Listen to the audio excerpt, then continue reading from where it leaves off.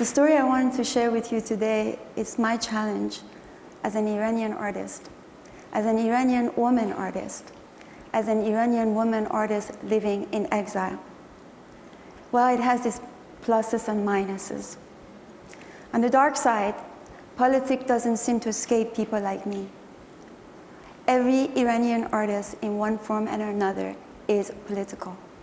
Politics has defined our lives. If you're living in Iran, you're facing censorship, harassment, arrest, torture, at times execution. If you're living outside like me, you're faced with a life in exile, the pain of the longing and the separation from your loved one and your family. Therefore, we don't find the moral, emotional, psychological, and political space to distance ourselves from the reality of social responsibility. Oddly enough, an artist such as myself finds herself also in the position of being the voice, the speaker of my people, even if I have indeed no access to my own country. Also, people like myself, we're fighting two battles in different grounds. We're being critical of the West, the perception of the West about our identity, about the image that is constructed about us, about our women, about our politics, about our religion. We are there to take pride and insist on respect. At the same time, we're fighting another battle. That is our regime, our government, our atrocious government who has done every crime in order to stay in power. Our artists are at risk. We are in a position of danger. We pose a threat to the order of the government. But ironically, this situation has empowered all of us because we are considered as artists central to the cultural, political, social discourse in Iran. We are there to inspire, to provoke, to mobilize, to bring hope to our people. We are the reporters of our people and our communicators to the outside world. Art is our weapon. Culture is a form of resistance. I envy sometimes the artists of the West for their freedom of expression, for the fact that they can distance themselves from the question of politics, from the fact that they're only serving one audience, mainly the Western culture. But also, I worry about the West because often in this country, in this Western world that we have, culture risks to be a form of entertainment. Our people depend on our artists, and culture is beyond communication.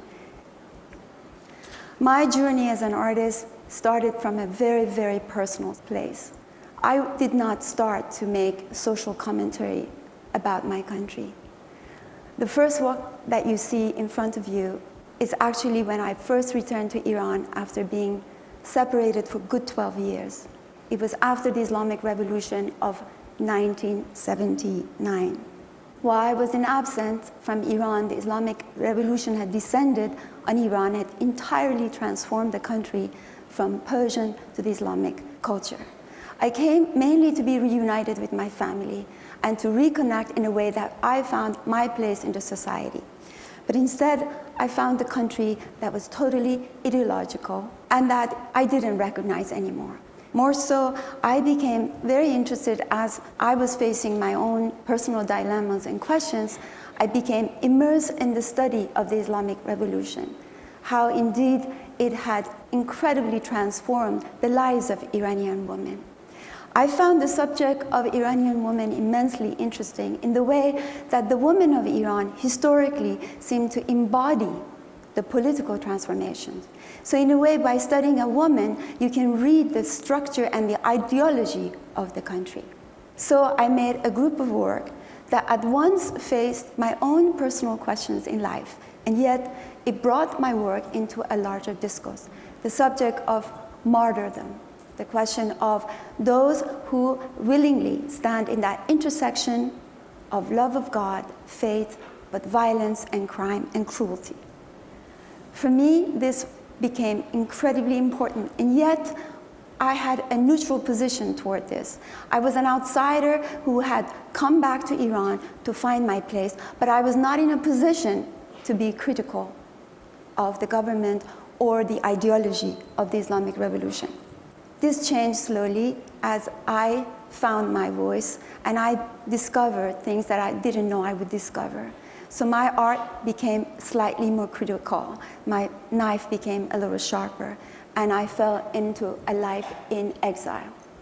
I am a nomadic artist. I work in Morocco, in Turkey, in Mexico. I go everywhere to make believe is Iran. Now I'm making films. Last year, I finished a film called Woman Without Men. Woman Without Men returns to history, but another part of our Iranian history.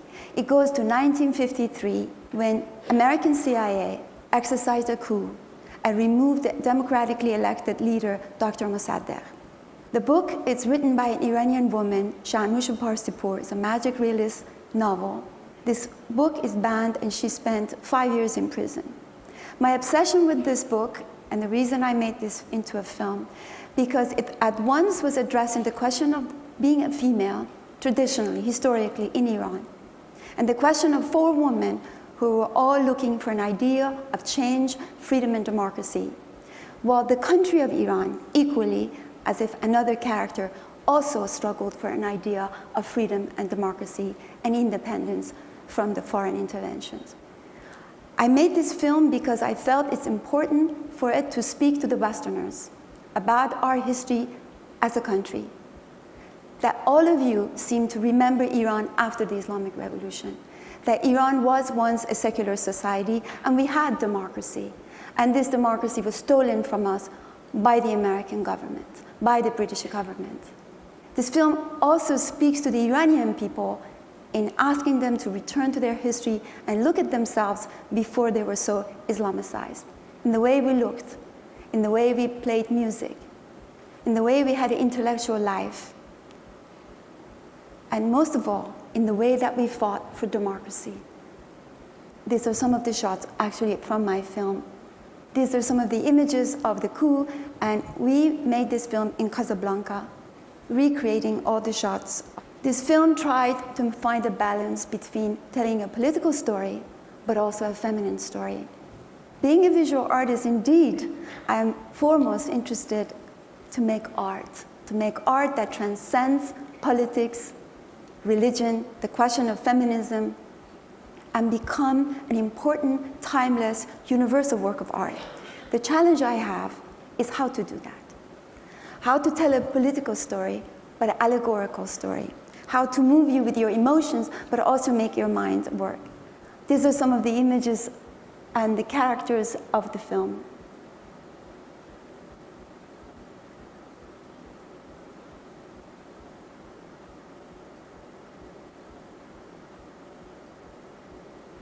Now comes the Green Movement.